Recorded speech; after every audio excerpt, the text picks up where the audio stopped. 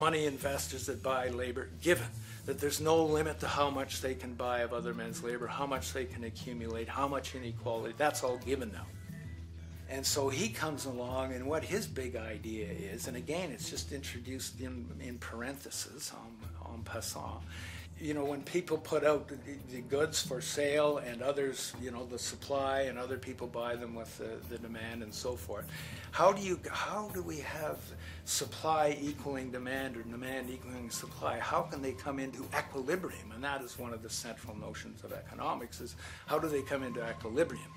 And he says it's the invisible hand of the market that brings them into equilibrium. So now we have God is actually immanent. He just didn't give the rights to property and how, you know, all its wherewithal and its natural rights of doing all that Locke said. Now we have the system itself as God.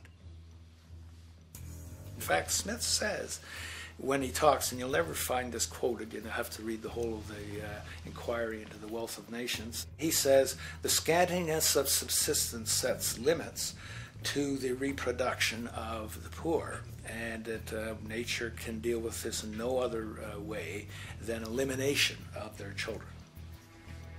So he anticipated evolutionary theory in the worst sense. This is well before Darwin. And so he called them the race of laborers. So you can see there was inherent racism built in here. There was an inherent acceptance, life blindness to kill innumerable children.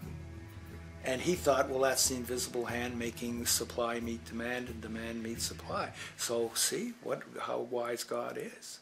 So you can see a lot of the really virulent, life-destructive, eco-genocidal things that are going on now have, in a way, a thought gene back in Smith too. When we reflect on the original concept of the so-called free market capitalist system, as initiated by early economic philosophers such as Adam Smith, we see that the original intent of a market was based around real, tangible, life-supporting goods for trade. Adam Smith never fathomed that the most profitable economic sector on the planet would eventually be in the arena of financial trading or so-called investment, where money itself is simply gained by the movement of other money in an arbitrary game which holds zero productive merit to society. Yet, regardless of Smith's intent, the door for such seemingly anomalous advents was left wide open by one fundamental tenet of this theory. Money is treated as a commodity in and of itself. Today, in every economy of the world, regardless of the social system they claim, money is pursued for the sake of money and nothing else. The underlying idea, which was mysteriously qualified by Adam Smith with his religious declaration of the invisible hand, is that the narrow, self-interested pursuit of this fictional commodity will somehow magically manifest human and social well-being and progress. The reality is that the monetary incentive interest, or what some have termed the money sequence of value, has now completely decoupled from the foundational life interest, which could be termed the life sequence of value. What has happened is that there's a complete confusion in economic doctrine between those two sequences. They think that the money sequence of value delivers the life sequence of value, and that's why they say if more goods are sold, if GDPs rise and so forth, therefore there'll be more well-being, enhanced well-being. We take the GDP to be basically our indicator of social health. Well, there you see the confusion. It's talking about money sequences of value, that is all the receipts, all the revenues that are derived from selling goods, and they're confusing that with life reproduction, so that you have built right into this thing from the beginning is a complete conflation of the money and life sequences of value. So we're dealing with a kind of structured delusion that becomes more and more deadly as the money sequence decouples from producing anything at all. So it's a system disorder, and the system disorder seems to be fatal.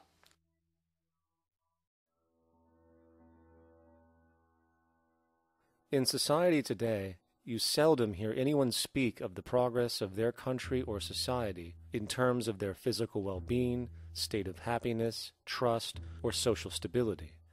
Rather, the measures are presented to us through economic abstractions.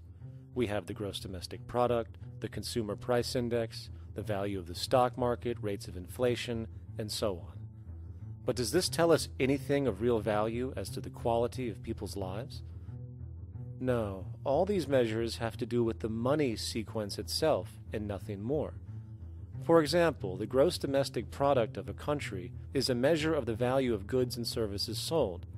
This measure is claimed to correlate to the standard of living of a country's people.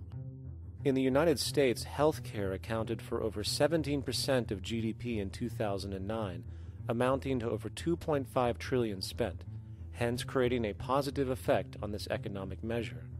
And based on this logic, it would be even better for the U.S. economy if healthcare services increased more so, perhaps to $3 trillion or $5 trillion, since that would create more growth, more jobs, and hence boasted by economists as a rise in their country's standard of living. But wait a minute, what do healthcare services actually represent? Well, sick and dying people. That's right, the more unhealthy people there are in America, the better the economy. Now, that is not an exaggeration or a cynical perspective. In fact, if we step back far enough, you will realize that the GDP not only doesn't reflect real public or social health on any tangible level, it is, in fact, mostly a measure of industrial inefficiency and social degradation. And the more you see it rise, the worse things are becoming with respect to personal, social, and environmental integrity. You have to create problems to create profit.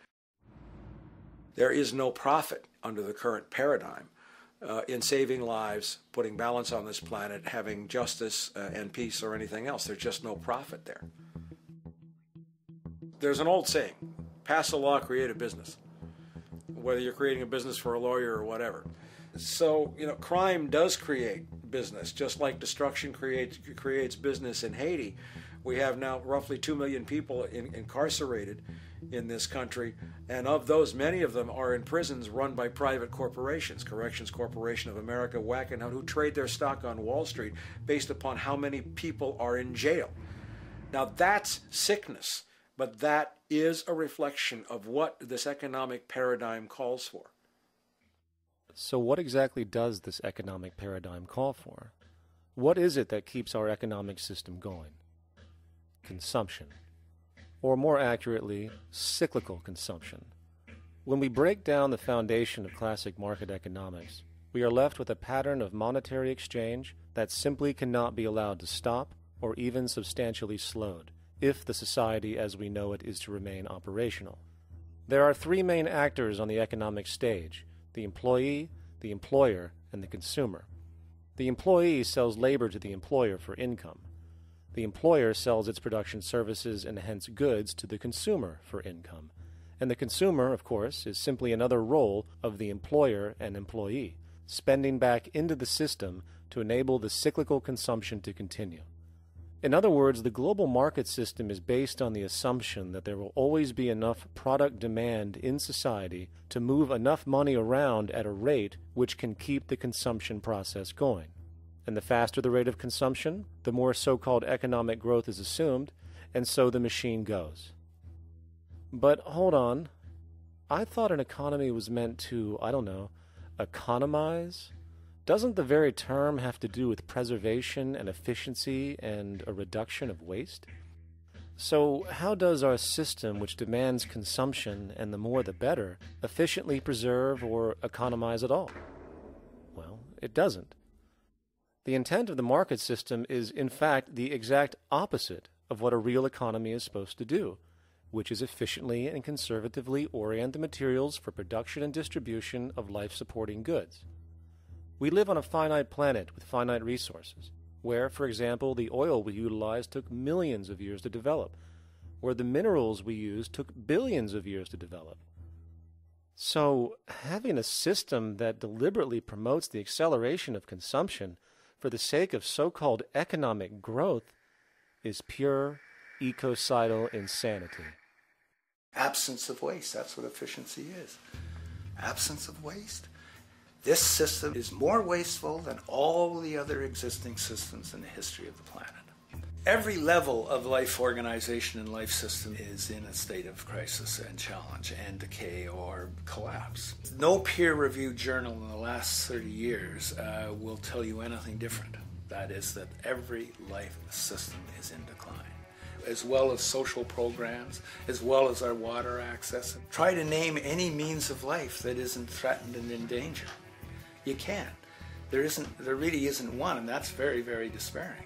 But we haven't even figured out the causal mechanism. We don't want to face the causal mechanism. We just want to go on, that's what insanity is, where you keep doing the same thing over and over again, though it clearly doesn't work.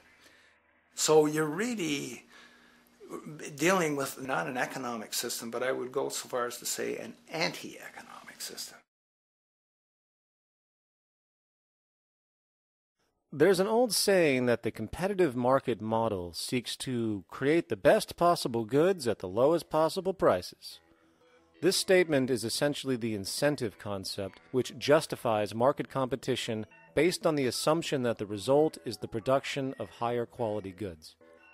If I was going to build myself a table from scratch, I would naturally build it out of the best, most durable materials possible, right? With the intent for it to last as long as possible. Why would I want to make something poor, knowing I would have to eventually do it again and expend more materials and more energy?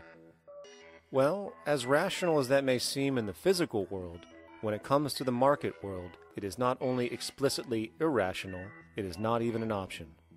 It is technically impossible to produce the best of anything if a company is to maintain a competitive edge and hence remain affordable to the consumer.